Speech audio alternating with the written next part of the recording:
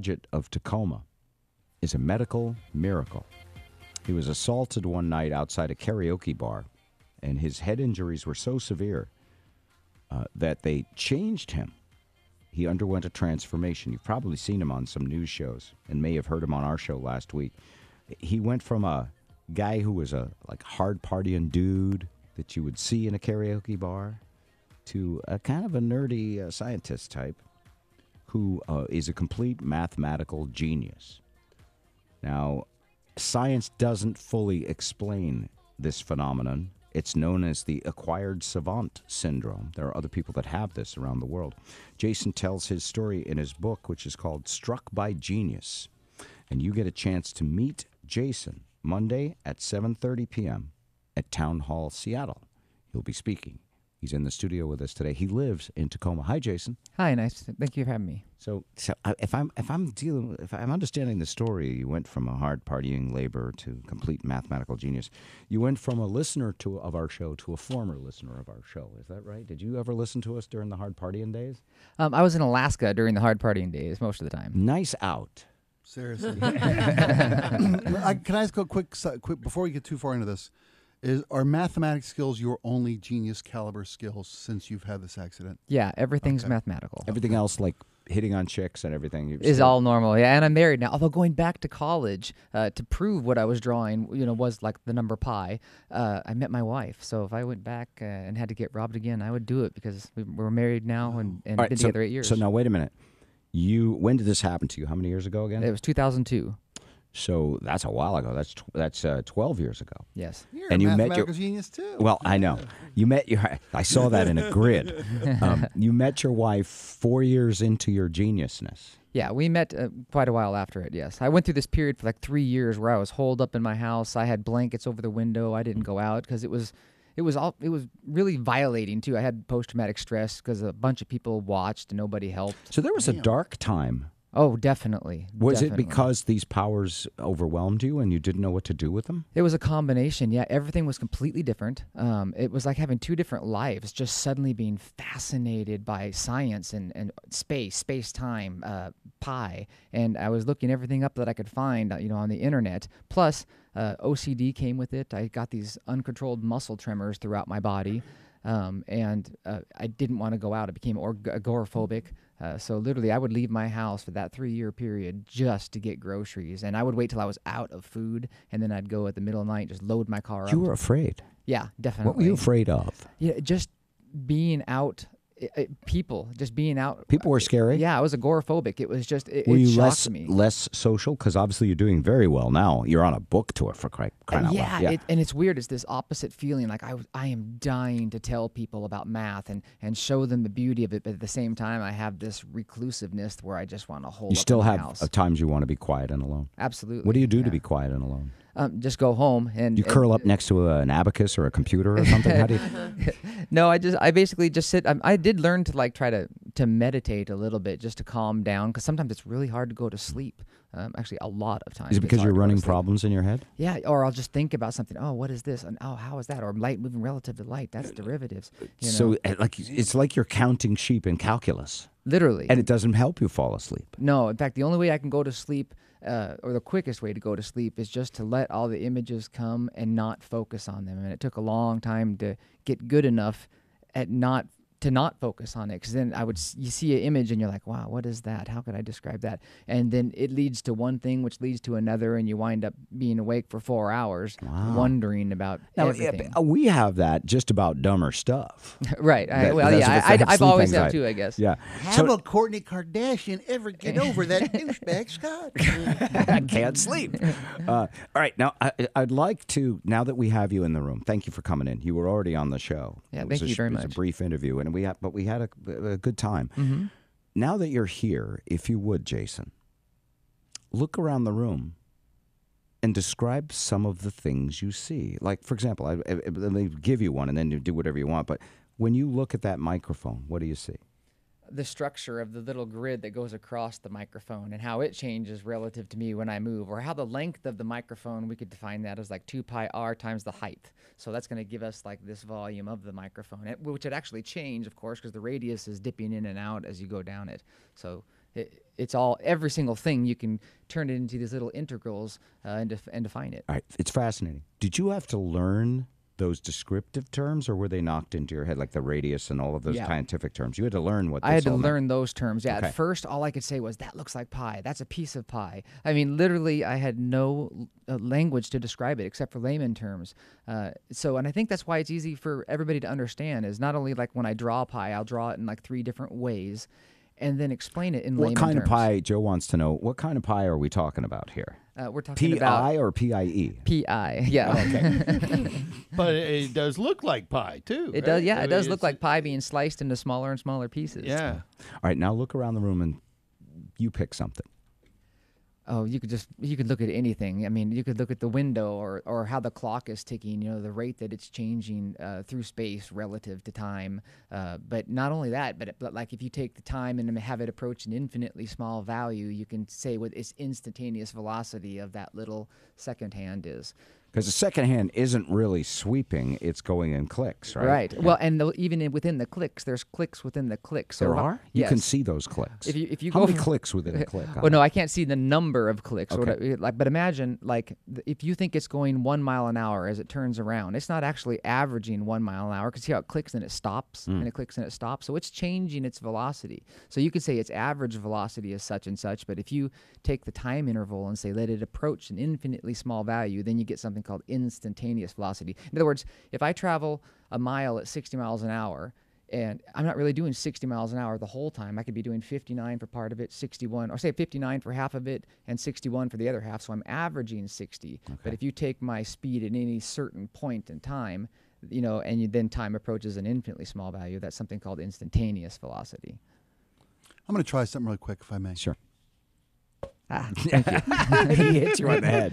Just a Wait a slight, second. small, Do you soft ever want blow to come the back and just like watch Let's a see if it football has any game? effect Yeah. on your ability Yeah. to this. By the way, can you enjoy the old stuff? Can you enjoy a football game? Can you SpongeBob SquarePants. Yeah. Still Yeah. cool or not Can cool? you enjoy, like for example, do you like the same things that are trending on the news that people care about? This Rod Sterling story, Donald Yes. Sterling. Donald, whatever his name is.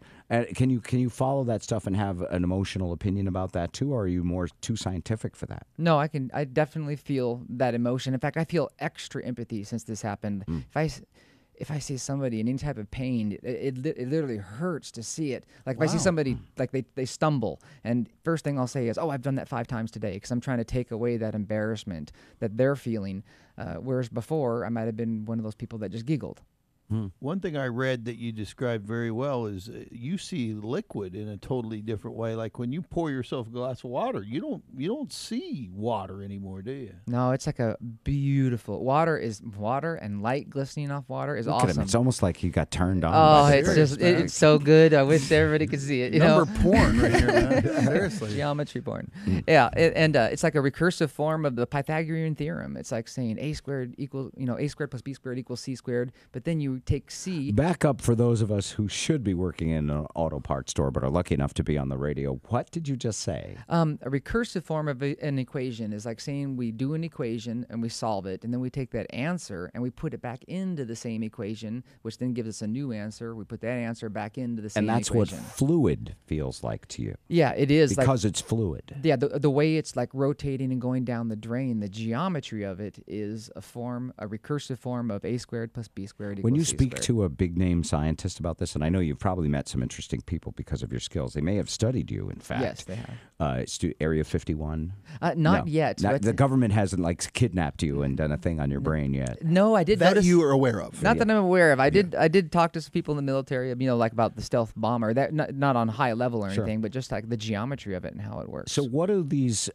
super smart but without being hit on the head scientific types say to you when you hang with them?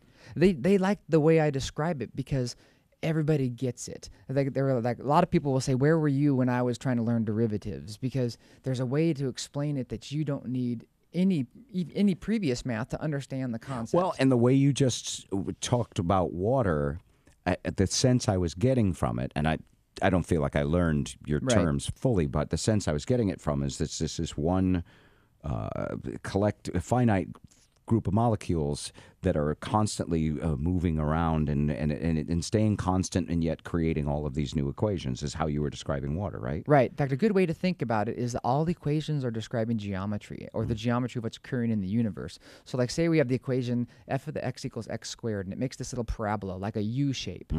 I always ask scientists or teachers, I say, what's real? Is x squared real or is the parabola real? And the parabola is the real, naturally occurring form of x squared. So the universe is geometry. By the way, trying to follow you, I feel like a dog chasing a car. I'm never going to catch the car. I had the same exact conversation with my girlfriends when we Yeah. went away for a weekend after 4 bottles of wine. I've already hashed all this out. But I see tremendous potential Yes. in your skills here. What's your mission? Is your mission teaching now? Yes, I really want to get it into the curriculum, and now it looks like we're going to have a good chance. We're having all sorts of wonderful opportunities popping up. Plus, I put it online just so that people could see it, and I have it drawn out differently, and then I have explanations next to the drawings in layman terms and in equation. Plus, it's in my book. A listener has a great question for you. Okay. Any listeners that want to pose a question, he's from Tacoma. Maybe you know him. And you live in Tacoma right now. How long have you lived here? I've lived here since '96. Okay, so you lived here. Both of you lived here. Yes, both of me lived here for a The while. old you and the new Yep. you. Here's Dalton with I think, a very astute question. Go ahead, Dalton.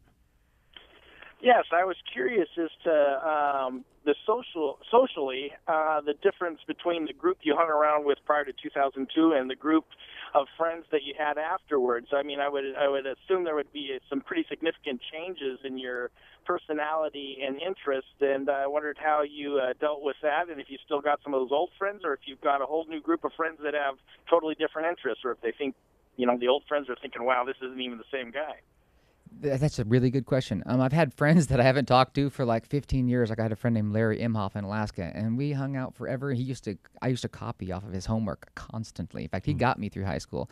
And when him and I talked, all he kept on saying is, I just can't believe this is you. Because all we would do was, how much are we going to drink tonight? Can we build a big enough beer bong? Yeah.